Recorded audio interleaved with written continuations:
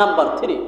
3 নম্বর গুণ আল্লাহ বলছেন যে যাদের কোনো ডিপ্রেশন নেই, চিন্তা নেই, পেরেশান নেই, এই সমস্ত মুমিন সম্প্রদায় তারা হবে 3 নম্বর গুণ থাকবে। তারা কি করবে? ওয়া কামুস সালাহ, তারা কি করবে? নামাজ কায়েম করবে। নামাজ কি আমাদের সমাজে আছে?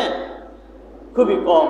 শতকরা 100%-এর ভিতরে দেখা যায় যে 5% নামাজি, তাও খুঁজে পাওয়া দুষ্কর হয়ে যায়। কথা ঠিক কিনা?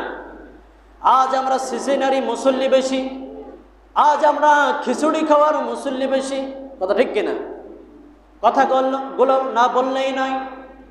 যদি শোনা যায় জুমার দিনে খিচুড়ি দেওয়া হবে, সেই জুমার দিনে মানুষের জায়গা দিয়ে পারা যায় না। কথা ঠিক কিনা? সেই জুমায় জায়গা দিয়ে পারা মুশকিল হয়ে যায়।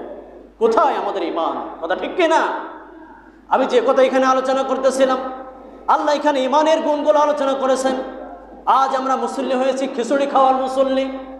খিচুড়ি যেদিন আসে আমরা মুসল্লি সেদিন আসি, খিচুড়ি নাই, মুসল্লি নাই। এই হলো আমাদের সমাজের অবস্থা। কথা ঠিক কিনা?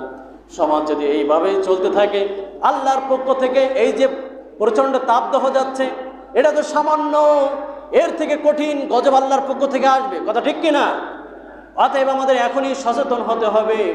আপনি আমি যদি মুমিন হয়ে থাকি, আপনি আমি খিচুড়ির আশা করব না, আপনি আমি ভরসা করব একমাত্র মহান আল্লাহ পাক রব্বুল আলামিনের উপর।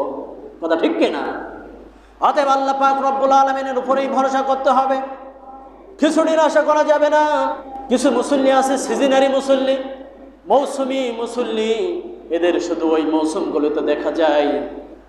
1 নম্বর মুসল্লি হলো তারা যারা রমজান মাসে, এই সিজনারি মুসল্লির ভিতরে কয়েক শ্রেণীর মানুষ আছে। যেমন এক শ্রেণীর মানুষ হলো শুধু রমজান মাসেই দেখা যায়। রমজানের মাসে তারাবিতে না পাওয়া গেলেও, রোজা না রাখলেও ইফতারের সময় ঠিকই তাদের খোঁজ পাওয়া যায়। কথা ঠিক কিনা? এই হলো এক প্রকার। আরও পাওয়া যায় সবে কদরের দিনে তাদের খোঁজ পাওয়া যায়, আরও খোঁজ পাওয়া যায় তাদের সবে বরাতে। এই গুরুত্বপূর্ণ দিনগুলো তাদের খোঁজ পাওয়া যায়।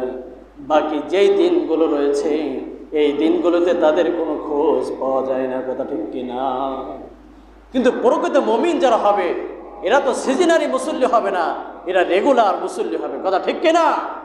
যারা জান্নাতে যাবে এরা কি সিজনারি মুসল্লিরাই জান্নাতে যাবে, না যারা রেগুলার নামাজ পড়েছে এরা যাবে? বলেন, রেগুলার যারা মুসল্লি এরাই শুধুমাত্র জান্নাতে যাবে।